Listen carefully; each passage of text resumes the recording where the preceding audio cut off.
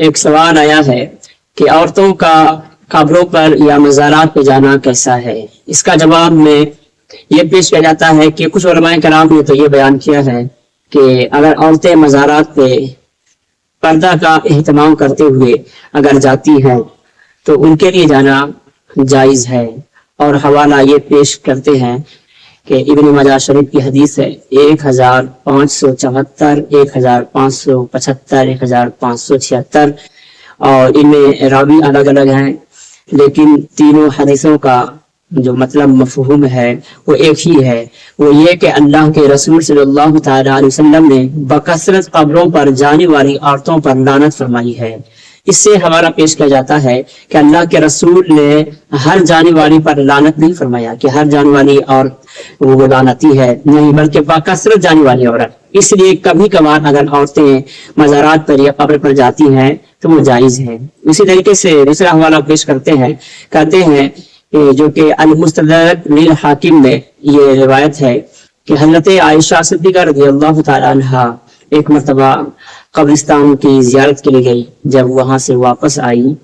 تو آپ سے پوچھا گیا آپ کہاں گئی تھی، تو حضرت عائشہ صدیقہ رضی اللہ تعالی عنہا نے فرمایا کہ میں اپنے بھائی عبد الرحمن بن ابو بکر رضی اللہ تعالی عنہ کی قبر پر زیارت کے لیے گئی تھی۔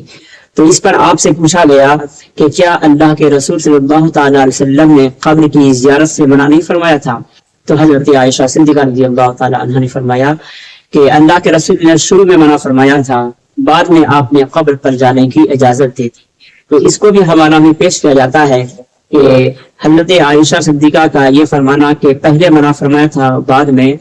آپ نے اجازت دے دی ہے۔ اور اسی طرح سے مسلم شریف میں بھی حدیث ہے کہ پہلے میں نے تمہیں قبر پر جانے سے میں منع کیا تھا، اب میں تمہیں قبر پر جانے کی اجازت دیتا ہوں۔ تو اس طریقے سے یہ ساری روایتوں کو پیش کر کے یہ بیان کیا جاتا ہے کہ کبھی کبھار اگر عورتیں مزارات پر یا قبر پر پردے کا اہتمام کرتے ہوئے جاتی ہیں تو جانا جائز ہے۔ اور دوسری طرف علماء کرام یہ بھی فرماتے ہیں کہ نہیں، عورتوں کو قبر پر جانے سے روکا جائے، مزارات پر جانے سے روکا جائے، صرف سرکار دو جہاں صلی اللہ تعالی علیہ وسلم کی بارگاہ میں عورتیں جا سکتی ہیں، باقی اور کہیں جانے کی اجازت نہ دی جائے، اور وہ منع فرماتے ہیں۔ اور حوالے میں یہ پیش کیا جاتا ہے کہ سرکار دو جہاں صلی اللہ تعالی وسلم کے زمانے میں عورتیں مسجد میں آ کر نماز پڑھا کرتی تھی۔ حضرت سیدنا صدیق اکبر کے زمانے میں بھی عورتیں مسجد میں نماز پڑھتی تھی۔ حضرت سیدنا عمر فاروق کے زمانے میں بھی کچھ دنوں تک نماز پڑھی، لیکن جب برائی پھیلنے لگی تو حضرت عمر فاروق نے یہ فیصلہ لیا کہ ابھی سرکار کو وصال فرمائے زیادہ دن بھی نہیں گزرے اور ابھی اتنی برائی ہے تو بعد میں کتنی برائیاں ہوں گی، اس لیے آپ نے عورتوں کو مسجد میں جانے سے منع فرما دیا۔